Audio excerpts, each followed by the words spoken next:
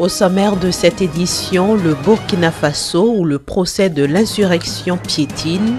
3 requêtes soulevées par les avocats de la défense ont été rejetées. La situation en République démocratique du Congo préoccupe Kofi Annan et d'anciens présidents africains. Il plaide pour la tenue des élections en 2017. Enfin, en Bulgarie, des scientifiques sont à la recherche des traces d'un des plus vieux ancêtres de l'homme.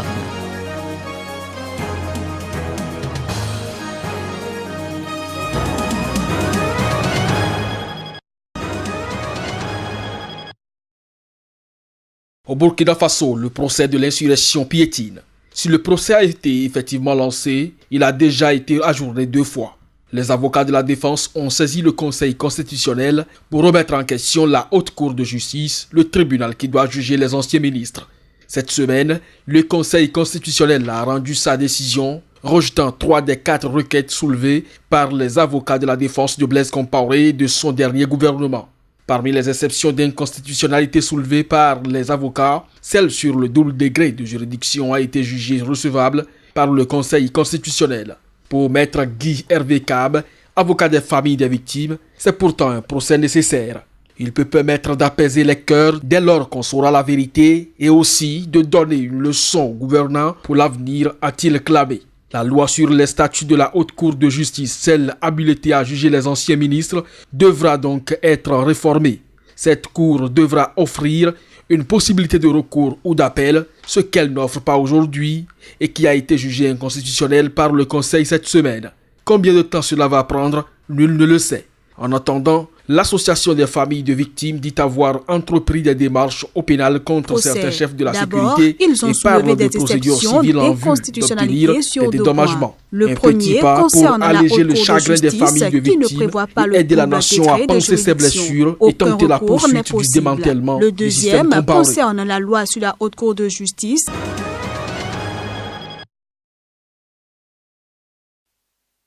Reçu par son homologue sénégalais Mankeur Diagne, le ministre de l'Europe et des Affaires étrangères de la France, Jean-Yves Le Drian, est arrivé à Dakar ce 15 juin pour une visite de 24 heures. Consacrée à promouvoir les priorités de la France en Afrique, les 2 ministres ont exprimé leur volonté commune de travailler ensemble pour approfondir, consolider et élargir les relations de coopération entre la France et le Sénégal. Mankeur Diagne et son homologue ont également affirmé leur détermination à travailler main dans la main sur les questions d'intérêt commun, régional et international. Des questions qui portent sur le développement économique, climatique et surtout sécuritaire, notamment au Mali et en Gambie. Nous avons évoqué la situation également en Gambie où la France également s'engage à assister à Gambie pour la réforme du secteur de la défense. Gambie où les menaces également de déstabilisation sont réelles. Et nous nous engageons à travailler ensemble pour aider le nouveau régime gambien à se stabiliser et engager les véritables réformes. Nous sommes dans un état d'esprit de grande confiance, de grande proximité, de grande convergence aussi sur la plus grande partie des sujets. Les 2 ministres ont également fait les points sur leur coopération dans le cadre du Conseil de sécurité des Nations Unies, dont le Sénégal est actuellement membre non permanent. Ces déplacements de Jean-Yves Le Drian confortent l'excellence des liens entre le Sénégal et la France.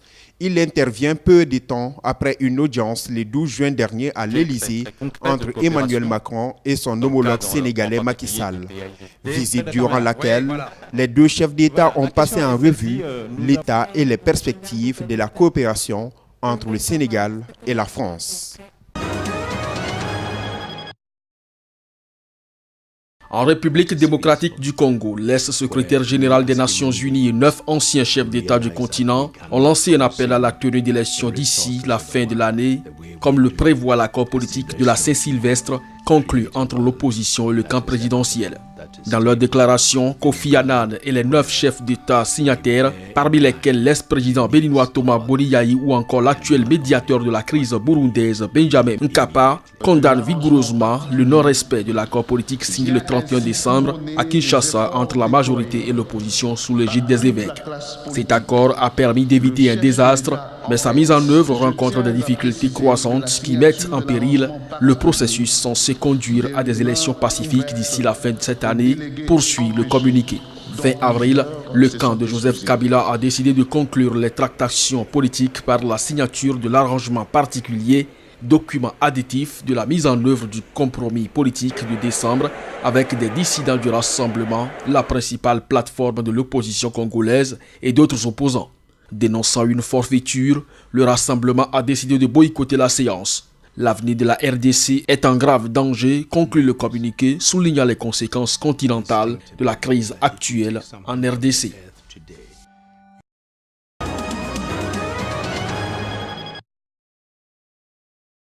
Nous avons fait le constat en Côte d'Ivoire que depuis plus de 2 décennies, les 2 problèmes que les journalistes ont, ce sont les offenses au chef de l'État et la diffamation. Et on ajoute le problème de la loi sur la presse, ça fait 3 préoccupations pour lesquelles nous avions demandé une nouvelle loi sur la presse.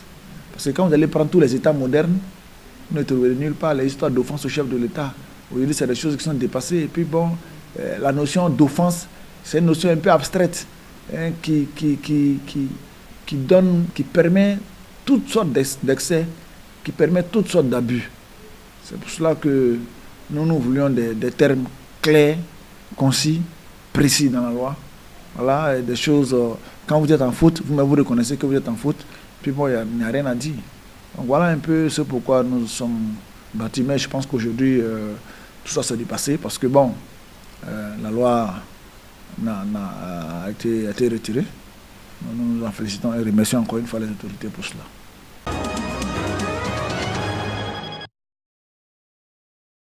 Au Mexique, la mobilisation continue un mois après l'assassinat du journaliste Javier Valdez. Plusieurs manifestations ont été organisées ce jeudi alors que l'enquête sur son assassinat semble être au point mort. En effet, ses proches n'ont aucun contact avec les autorités judiciaires et aucune avancée dans l'investigation n'a été signalée. Tant que l'impunité persiste, tant que ces crimes restent impunis, ça va continuer. Nous continuerons à être punis. Je veux préciser que nous ne demandions aucun privilège en tant que journalistes. Nous voulons juste que les responsables soient punis comme ils le seraient pour tout autre crime. Pues que se castigue a los responsables como cualquier otro crimen.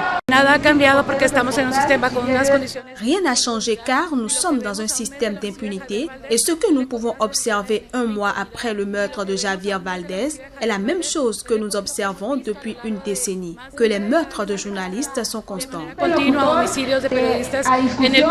Pour sa part, le chef de l'État s'est engagé à renforcer et étendre les mécanismes de protection des reporters, ainsi qu'à combattre l'impunité dans un pays où plus de 90% de ce type de crime restent impunis. Spécialiste du narcotrafic, Valdez, 50 ans, avait été abattu en plein jour le 15 mai à Culiacán, dans l'État de Sinaloa. Sa mort avait suscité une vague de condamnations de gouvernements étrangers. Depuis le début de l'année, au moins 4 autres journalistes ont été tués au Mexique.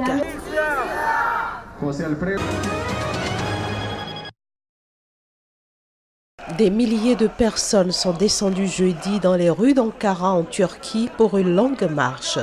Ceci à l'appel du Parti républicain du peuple, principale formation d'opposition turque. Objectif, dénoncer la condamnation à 25 ans de prison du député Enis Berberoglu pour avoir fourni à un quotidien d'opposition des informations confidentielles. Cette marche est une marche bénie. Cette marche est une marche de justice. Quiconque veut la justice doit soutenir cette marche. Justice, justice, justice.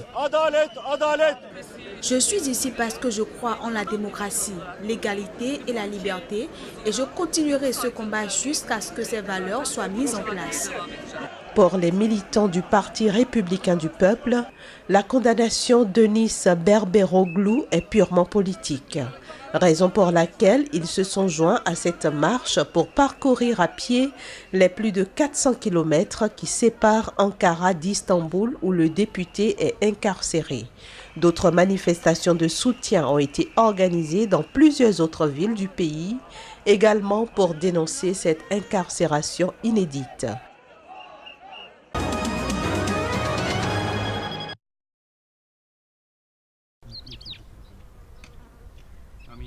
Et si l'ancêtre de l'homme était bulgare? C'est à cette question que les archéologues tentent d'apporter une réponse dans une plaine aux allures de savane, à la végétation rase parcourue de girafes. Cet espace correspondait à la Bulgarie il y a 7 millions d'années, et c'est là, et non en Afrique, que des scientifiques recherchent aujourd'hui des traces d'un des plus vieux ancêtres de l'homme. La question de l'origine de l'homme et de l'époque de la séparation avec la lignée cousine des chimpanzés est des plus débattue en paléontologie. La plupart des scientifiques estiment que les premiers préhumains sont apparus en Afrique il y a 5 à 7 millions d'années. Mais de nouvelles analyses publiées fin mai dans la revue américaine PLOS ONE et portant sur 2 fossiles d'hominidés découverts l'un à Roupkit, l'autre en Grèce, sèment le trouble en laissant penser que la géographie et le calendrier pourraient être bousculés.